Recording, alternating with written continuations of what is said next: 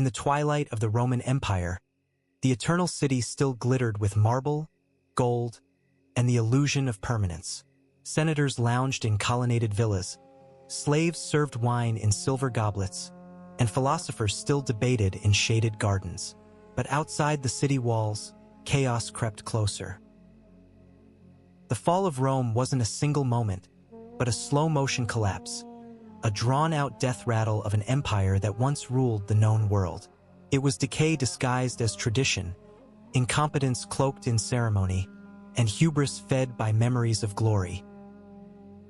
Let's go back to the year 376 AD.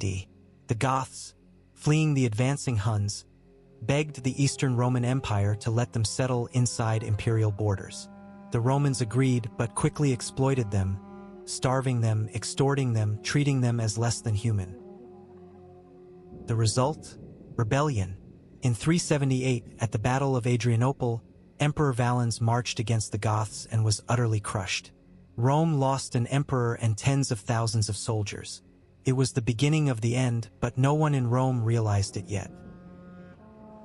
Fast forward to the West. The Western Roman Empire, centered in Italy, was now a pale shadow of its former self. Corruption was rampant. Generals plotted against each other. Emperors were made and unmade like pawns on a board. One of the most infamous of these puppet emperors was Romulus Augustulus. Just a boy when crowned, he ruled only in name. The real power rested with Odoacer, a Germanic general who would eventually depose the boy and declare himself king of Italy. But let's not get ahead of ourselves. Before that final act, there were decades of rot. The Roman economy had collapsed. Coinage was debased, inflation soared, and trade routes had withered. Once bustling markets now stood half-empty. The Roman elite, meanwhile, withdrew into decadence. They built luxurious villas far from the crumbling cities, threw extravagant feasts, and obsessed over trivialities while barbarians stormed the borders. The army, once the pride of Rome, became unreliable. Soldiers were poorly paid, often unpaid.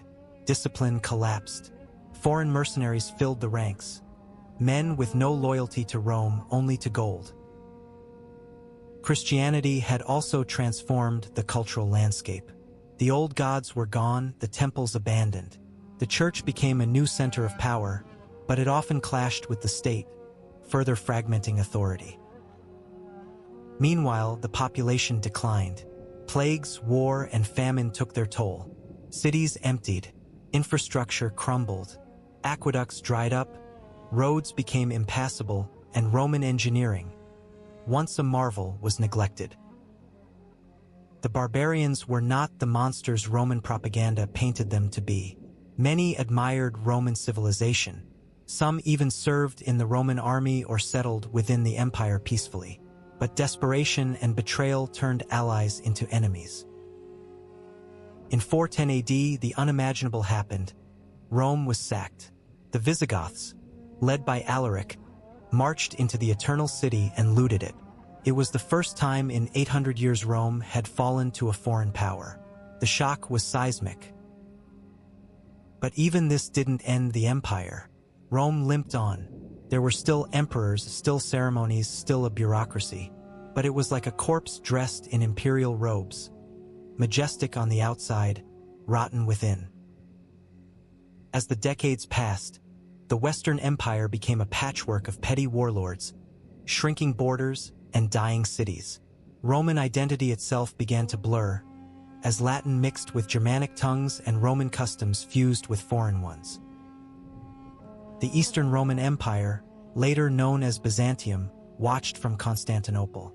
Richer, better defended, and more politically stable, it survived. But it never truly came to the West's aid. The empire had split, and with it, Rome's fate was sealed. Meanwhile, new powers were rising. Vandals swept into North Africa, cutting off Rome's grain supply. Without bread, the cities starved. The term bread and circuses became a cruel joke. There was neither left. The Senate, once the proud guardian of the Republic, was now a ceremonial relic. a talking shop with no real authority. Senators fled to countryside estates or allied themselves with warlords for protection. Education declined. The libraries emptied. Latin writing grew clumsy and scarce. With fewer scholars and fewer patrons, the light of Roman intellect flickered. Knowledge that once illuminated the world began to fade. And yet, amid the rubble, there were moments of strange beauty, a final flowering of Roman art. Mosaics still glinted in church domes. Poets still composed verses in fading Latin.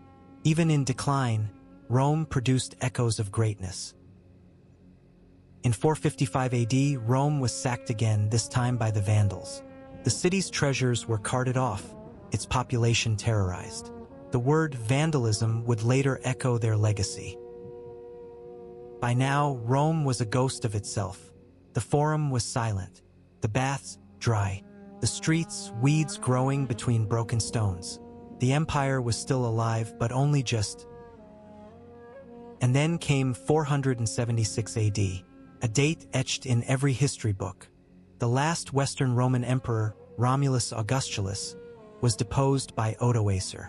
No grand battle, no fiery last stand, just a letter sent to Constantinople saying, "There is no emperor in the West anymore." Rome didn't fall in fire, it fell in silence. No final trumpet, no last legion, just a quiet, bureaucratic surrender. A child emperor packed off to exile. An empire that ruled the known world reduced to footnotes. But here's the twist. Rome never truly died. Its laws, its roads, its language, its religion, all endured. The Catholic Church carried the torch of Roman tradition. So did the Byzantine Empire in the East.